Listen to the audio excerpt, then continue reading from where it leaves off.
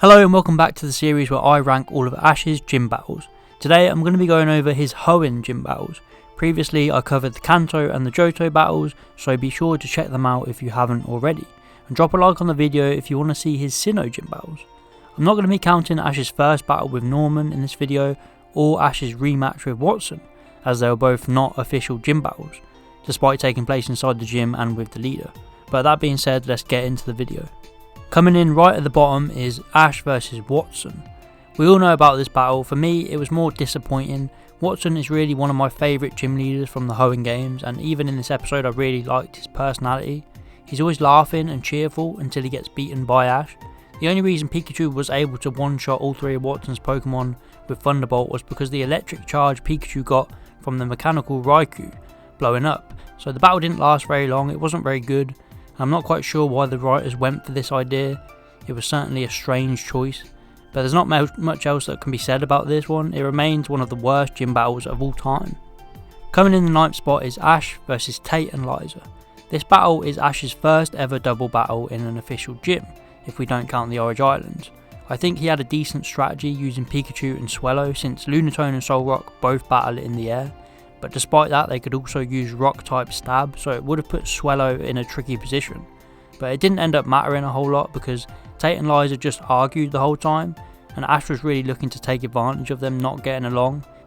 In a double battle, it is key that two trainers working together are in sync, as we've seen before that if you're not in sync you're going to struggle. But the battle gets interrupted by Team Rocket for the first time in Hoenn. It's not really Pokemon unless at least once a series Team Rocket interrupt a gym battle.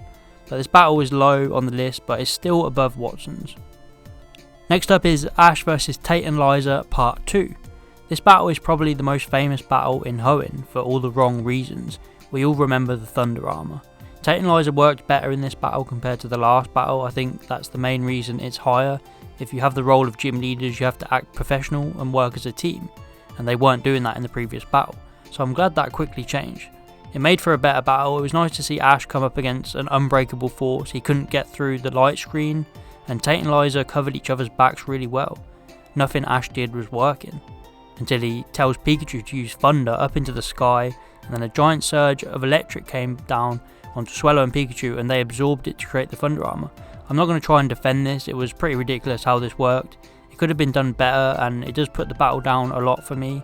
It would have been better to see Ashe win with a different strategy, which didn't revolve around a giant power-up. But despite this, it was still a fun battle. Taking the 7th spot is Ashe versus Flannery. Now, I wasn't really a big fan of this battle. Ashe came up against Flannery, who was a brand new gym leader. She didn't seem confident in herself, and it was her first battle, so she seemed to question quite a few of her decisions and wonder what her grandpa would have done instead. Ashe went in with some good type matchups. Corphish had a good battle, taking down her ace Torkoal at the end with a nice combination, but the rest of the battle was kind of average for me. There was a lot of swapping out. Flannery's two biggest assets were her Yawn and Overheat, but Ashe came up with ways to get rid of their effects in the end. There's not much else I've got to say about this battle really. It was just a pretty average one in my opinion. Next up is Ashe versus Brawley. Ashe's second gym battle in Hoenn ended in defeat. The battle was built up with Ashe being very overconfident, and the Hoenn series in general seems to have this trend. Ashe saw Brawley as just a carefree surfer dude who didn't care about battling, but he was very wrong. Brawley's surfing was all part of his training and his Pokemon's movement in battle. Ashe went into this battle very single-minded.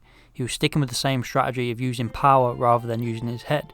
It seemed slightly unlikely for Ashe to do this, and that's what put the battle down for me. It was a massive learning curve for him in the series, but Ashe went into the battle solely relying on Taylor's flying type moves and Trico's pound. He had no plan B. Taylor got taken down pretty easily by Machop. Brawley's Pokemon did a really good job of absorbing Ashe's blows. It was like they were barely affecting them, but Brawley brings out Makuhita, which ends up evolving into Horiyama while facing off against Ashe's Trico. Trico was worn out completely, and Ashe should have really thrown in the towel, but he was blinded by his eagerness to win, and he couldn't see the tough position that he was in. Horiyama defeated Trico with a flurry of moves, and Ashe learnt his lesson. Coming in halfway point on the list is Ashe versus Roxanne. Ashe's first Hoenn Gym Battle was definitely an interesting one. He went into the battle with Pokemon that weren't very effective to Roxanne's rock types, similar to how he faced Brock in the first ever gym battle. Although he had his Trico, Trico didn't know a single grass type move. so it had to rely on its physical power alone. It did a good job of using its body to gain momentum and then force down upon Geodude with a pound attack. It was a nice strategy that Ashe came up with. Pikachu came in to finish off Geodude, but afterwards it was put up against Nose Pass and it was totally worn out. Pikachu learnt the move Iron Tail just before the battle and it still hadn't mastered it, so you could see it was still struggling to focus its energy into using 2 Iron Tails in a row. But it used its speed to get around a slow moving Nose Pass and then eventually absorbing Nose Pass's Thunder Wave to restore its energy and finish it off with one last Iron Tail. This battle was pretty good. It's not anything out of this world, but in terms of first regional gym battles, I think this is pretty solid. Ashe shows some good confidence and shows he's willing to adapt and learn new moves to face off against different types of opponents. Coming up next is Ashe vs Brawley Part 2. Ashe's rematch with Brawley was a lot better than the first one. We saw Ashe using his head a lot more and he was more like his old strategic self, despite just being a little bit too cocky. Well, dude, I gotta hand it to you. You are getting better. Yeah, I am, aren't I? But despite Ashe's overconfidence, he had some nice ideas with Trico using the battlefield to its advantage, such as jumping around the rocks like he was back in his old forest home. Trico managed to dwindle down Machop quite a bit, and just as Brock said, it was like the roles reversed from their first battle. This time it was Brawley doing the chasing, while Ashe was using his head. Corphish came in and made quick work of Machop and got taken down quite easily by Hariyama. Ashe's Trico returned and Ashe had a nice idea of weakening Hariyama's legs, which was smart, with Hariyama relying heavily on its legs, but the battle ended up with the two waiting to see who got the boost from the geyser first, and Trico took the win with a final pound attack. The battle was made better than the previous battle, it's showing how far Ashe has come and what he learned, and the battlefield was also a great addition. Coming in third place is Ashe vs Norman.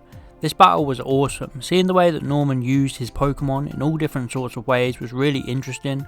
At first he brought in his Slack Off and Ashe was really struggling to hit it with Pikachu because of the way it moves freely, but Ashe quickly swapped into Torkoal to counter Slack Off's Blizzard, which was really smart from Ashe. Pikachu and Vigoroth took each other down pretty quickly. Pikachu going close quarters to paralyze Vigoroth was a nice strategy from Ashe, but in the end both Pokemon couldn't handle each other. But then we get to the final battle, the main event, which was Slakin vs Gruvile. Slakin really was a powerhouse. At first, attacks didn't seem to be doing any damage, and it used its giant hands to block Gruvile's Bullet Seed attacks. Gruvile used its speed and jumping ability to really confuse Slakin and get the drop on it. But the battle ended similar to the Brawley battle, a 1v1 powerhouse battle, and Gruvile came through with its Leaf Blade and managed to get the better of Slakin. This battle was great, it really was, like the title said, a balance of power, and Ashe came out on top. In second place is Ashe vs Winona. I really struggled to decide which battle I liked more between this battle and Norman's battle, but in the end I decided I enjoyed this one a little bit more, although they were both great. This battle uses the battlefield excellently, and Ashe and Winona are lifted up onto platforms so they can observe their aerial Pokemon in battle. It was truly the best aerial battle we'd seen in the anime up to this point. Gruvile did a really good job in this battle. He took down Altaria despite being at a major disadvantage, and we saw it use its powerful legs to jump from the pillars at the side of the arena to gain height on Altaria. It was similar to how it did it in the previous battle. It used the walls to jump in Norman's gym. Pikachu probably got taken down a little too easy here. It had a 4 times type advantage against Pelipper, but Pelipper used a Lightning Rod Steel Wing to deflect the damage. We've seen this strategy in the anime recently and also in the Lieutenant Surge gym battle, of course. So this was a nice touch. Finally, Winona brought out her shiny Swellow to face off against Ashe's Swellow, and this was a nice showdown between two great flying types. Ashe struggled with her Aerial Ace at first, but in the end he came up with a way to use the ground to stop her Swellow and finish it off with a wing attack.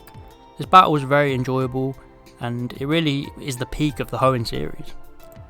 Finally, the first place, number 1, the best battle in Hoenn is Ashe vs Juan. This really surprised me. I didn't remember this battle too well rewatching it. I thought that either Norman or Winona would have made the number 1 spot, but this one just beat them to it, although all 3 are really solid battles. This battle was awesome. It was a 5-on-5 and spanned over 2 episodes. We've never seen a gym battle like this before. It was huge. It started off as a double battle format and then later on changed into a 1-on-1. It gave all of Ashe's team a chance to shine, except Torkoal of course. Ashe's Snorunt got taken out pretty easily, and Pikachu and Corphish were left to finish off the double battle. Pikachu was really the MVP of this battle. I like that they made it that way. So far in Hoenn, Pikachu hasn't really been the best battler in the gyms.